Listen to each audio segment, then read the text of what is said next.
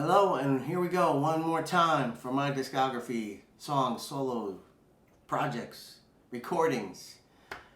The next release was called Lost Electrical Joy. It was released in July 3rd of 2020. I'm having a look. You can actually stream this on Amazon Music because I'm looking at it right now. That's where I'm getting my information from. 12 songs. This, as I might have noted some other things, I always like to put an instrumental on every release. I think there's a couple that didn't have them, but for the most part. But this time, I wanted to just write a whole album of instrumentals because when you come up with a vocal melody, you got to come up with words for songs that have actually singing on it. But in essence, that's just the melody, and you can play it on guitar. So it gives you a little more freedom. You got to kind of stay the same. But I've always loved instrumental albums. I don't know why. I'm an oddball when it comes to that. But this opens up with a ripper called 81613, which is a heavy song. Ride It Like You Stole It, Kissy Face.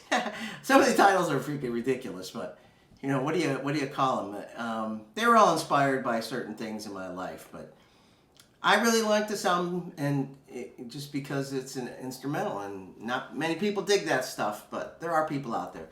There's some heavy stuff, there's some lighter stuff, acoustic things, some heavy stuff thrown in, slow ones, fast ones, medium tempo. I try to cover it all. And 12 songs, as I said. But now let's talk about the artwork, because this was another cover art that I did myself. And what's crazy about this is that even though it looks blue, that was tinted that way. I took a stencil. It actually wasn't a stencil, it was a molded skull.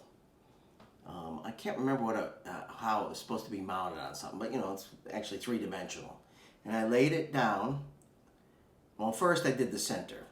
So I had a white piece of artboard, put a bucket down, took a can of black spray paint and sprayed around the edges to make it kind of look like an eclipse, okay?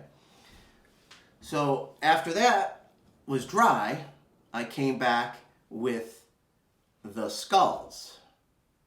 Okay, so then I painted, I put the skull on there, and I don't think I painted the skulls on there. I think I did a scan of the skull and manipulated that to look like a one-dimensional image, not three-dimensional. So then I placed it into the photograph and manipulated the photo more. So that's how that came together. And it was all do-it-yourself artwork.